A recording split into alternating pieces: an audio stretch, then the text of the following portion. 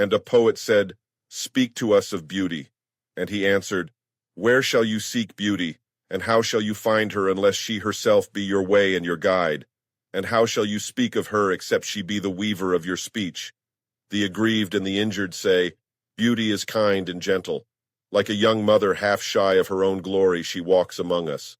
And the passionate say, "Nay, beauty is a thing of might and dread. Like the tempest, she shakes the earth beneath us and the sky above us." The tired and the weary say, "Beauty is of soft whisperings. She speaks in our point. Her voice yields to our silences like a faint light that quivers in fear of the shadow." But the restless say, "We have heard her shouting among the mountains, and with her cries came the sound of hooves, and the beating of wings, and the roaring of lions." At night the watchmen of the city say, "Beauty shall rise with the dawn from the east." And at noontide the toilers and the wayfarers say, "We have seen her leaning over the earth from the windows of the sunset." In winter say the snowbound, "She shall come with the spring leaping upon the hills." And in the summer heat the reapers say, "We have seen her dancing with the autumn leaves, and we saw a drift of snow in her hair." All these things have you said of beauty, yet in truth you spoke not of her but of needs unsatisfied, and beauty is not a need but an ecstasy. It is not a mouth thirsting nor an empty hand stretched forth, but rather a heart inflamed and a soul enchanted.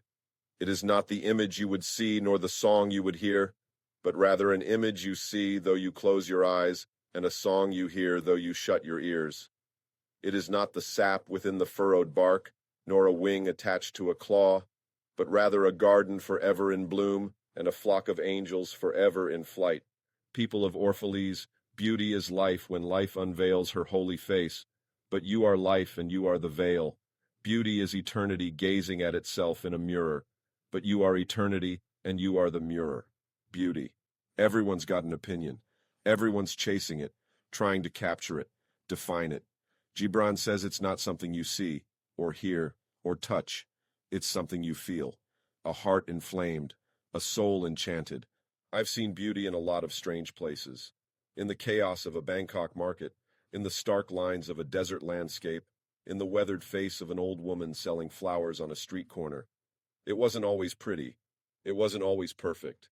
Sometimes it was raw and rough and heartbreakingly real. But it was there.